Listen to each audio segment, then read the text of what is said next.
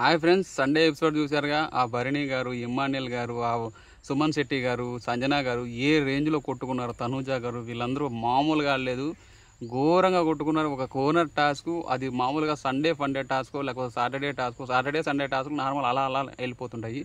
అటువంటి టాస్క్లు కూడా ఇంత స్ట్రాంగ్గా ఇంత ఇదిగా ఓనర్ కోసం అని చెప్పేసి చాలా చాలా ఇదిగా పోరాడారు.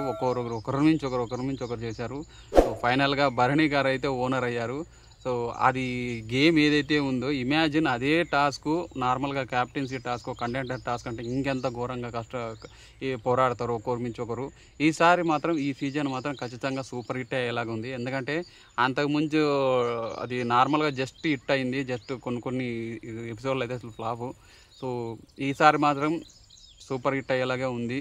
ఎపిసోడ్ మాత్రము చాలా బాగుంది. ఎందుకంటే ఆ కంటెస్టెంట్లో ఫైర్ మామూలుగా లేదు.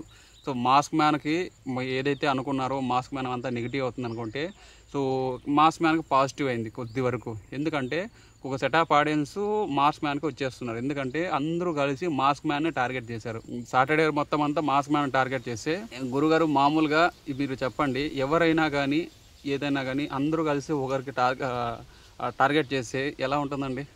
సో జనరల్గా ఒకరిని టార్గెట్ చేస్తే ఖచ్చితంగా వాళ్ళకే పాజిటివిటీ, వాళ్ళకే సింపతి వచ్చేస్తుంది. మాస్క్ మ్యాన్ ఖచ్చితంగా పాజిటివిటీ వచ్చే అవకాశం ఉంది. ఎందుకంటే మాస్క్ మ్యాన్ విషయంలో అందరూ కలిసి టార్గెట్ చేశారు. అందరూ కూడా ఆయనకి సాటర్డే ఎపిసోడ్లో అందరూ కూడా కంప్లీట్గా టార్గెట్ చేసినట్లుగా అనిపించింది. కానీ కొంతమంది సెట్ ఆఫ్ ఆడియన్స్ మాత్రం ఖచ్చితంగా మాస్క్ మ్యాన్ వైపు తిరిగారు. ఎందుకంటే కొన్ని విషయాల్లో ఆయన కరెక్ట్, కొన్ని విషయాల్లో ఆయన చెప్పింది కరెక్ట్, కొన్ని విషయాల్లో ఆయన చెప్పింది రాంగ్. ఎందుకంటే ఆ గుండంకుల్ టాపిక్లో ఖచ్చితంగా మాస్క్ మ్యాన్దే రాంగ్. సో కొన్ని విషయాల్లో ఆయన కరెక్ట్ ఉన్నాడు. అంటే ఆ నేను లేడీస్ అనుకుంటున్నాను అని చెప్పేసి ఆయన ఏదైతే చెప్తున్నాడో ఆయన కరెక్ట్గా కన్వే చేయలేకపోయాడు. కాబట్టి అతనికి కొంచెం నెగిటివిటీ వచ్చింది. ఆయన చెప్పే విధానము, ఆయన కన్వే చేసే విధానం ప్రాపర్గా లేదు. చాలామంది అతనికి పాజిటివిటీగా వచ్చే అవకాశం చాలా ఉంది. ఎందుకంటే ఆడియన్స్ అందరూ కూడాను ఎలా ఆలోచిస్తారంటే, ఒకరిని అందరూ కూడాను టార్గెట్ చేస్తే ఖచ్చితంగా అతని వైపు ఆలోచిస్తారో, అతని గురించి ఏమన్నా మిస్టేక్స్ ఉన్నాయా, కరెక్ట్ ఉన్నాయని చెప్పేసి అంతా కూడా అనలైజ్ చేస్తారు. కాబట్టి సో ఖచ్చితంగా ఆయనకు పాజిటివిటీ వచ్చే అవకాశం చాలా ఉంది. ఇప్పుడు ఆయన ఏమో 13th వీక్ 14th వీక్ కాదు కదా, అంటే జస్ట్ ఫస్ట్ వీక్లోనే ఈ రేంజ్ నెగిటివిటీ వచ్చిందంటే ఖచ్చితంగా ఆయన కరెక్ట్ చేసుకునే అవకాశాలు చాలా ఉన్నాయి. కరెక్ట్ చేసుకునే అవకాశం కానీ టైం కానీ చాలా ఉంది. సో కరెక్ట్ చేసుకోగలుగుతాడు ఆయన. సో ఇక మాస్క్ మ్యాన్ విషయంలో ఈ తనూజ గారు ఆవిడ ప్రోమోలో చూపించినట్లుగా చాలా పెద్ద గొడవే జరుగుతూ ఉంది కంప్లీట్గా. సో బిహేవియర్ బాగాలేదు అని తనూజ గారు ఏదైతే అంటున్నారో, యాక్చువల్గా చెప్పింది బిహేవియర్ బాగాలేదని చెప్పేసి. సో ఈవిడనలేదు, ఈవిడే బిహేవియర్ బాగాలేదని అనింది. నేను ఎపిసోడ్ మొత్తం చూశాను, బిహేవియర్ గురించి ఎక్కడా మాట్లాడలేదు. సో బిహేవియర్ అనే మాట మాట్లాడింది తనూజ గారే. మీ బిహేవియర్ అర్థమవుతుందని చెప్పేసి అనేసి అదే విషయాన్ని మళ్ళీ ఆవిడ ఎలిగేట్ చేయడం అనేది సో నాకు ఎక్కట్లేదు, అది కరెక్ట్ కాదు అనిపిస్తుంది. ఎందుకంటే మాస్క్ మ్యాన్ అన్నమాట కొన్ని విషయాలు అన్నాడు, కానీ ఆ బిహేవియర్ అనే మాట అసలు అనలేదు. ఆయన అన్నపూర్ణాదేవి అది ఇది ఉంటే మంచిది అని అన్నాడు. సో అన్నపూర్ణదేవిలాగా ఉంటే మంచిది, అది మాత్రం కొంచెం ఒక ఎబ్బెట్టుగానే ఉంది. కానీ కాకపోతే బిహేవియర్ అనే పదం ఎక్కడా వాడలేదు. సో దాన్ని తీసుకొచ్చి ఆవిడ ఏదో ఫ్రేమ్ చేసినట్టే ఉంది నిజం చెప్పాలంటే. సో ఈ ఇమ్మాన్యుల్ విషయంలో మాస్క్ మ్యాన్ ఏం చెప్పారో, ఏదైతే మాట్లాడారో అదంతా కూడా కంప్లీట్లీ రాంగ్. పాత రివ్యూలో చెప్పాను ఖచ్చితంగా ఇమ్మాన్యుల్ విషయంలో. సో అతను చేసిన అలిగేషన్స్ కానీ అతను చేసిన మాటలు కానీ కంప్లీట్గా రాంగ్. బట్ తనూజ విషయంలో అతను కరెక్ట్ అనిపించాడు. ఇంకో విషయం, అతను లేడీసు అదే మాట మాట్లాడాడు కదా, అది కూడా కరెక్టే. కాకపోతే ఆయన సరిగ్గా చెప్పలేకపోయాడు, సరిగ్గా ప్రొజెక్ట్ చేసుకోలేకపోయాడు, పోర్ట్రేట్ చేయలేకపోయాడు. కానీ కాకపోతే అది విషయం ఏదైతే తనుజ గారి విషయంలో అయితే ఖచ్చితంగా తను కరెక్టే. సో ఇలా జరిగింది. బట్ ఇక్కడ మెయిన్గా చెప్పుకోవాలంటే, సో ఇమ్మాన్యుల్ గారికి పాజిటివిటీ వచ్చింది. ఇమ్మాన్యుల్ గారి విషయంలో చాలా పాజిటివిటీ వచ్చేసింది. ఎందుకంటే ఇమ్మాన్యుల్ గారికి చాలా అవకాశం ఉంది, ఓట్లు కూడా బాగా పడుతున్నాయి.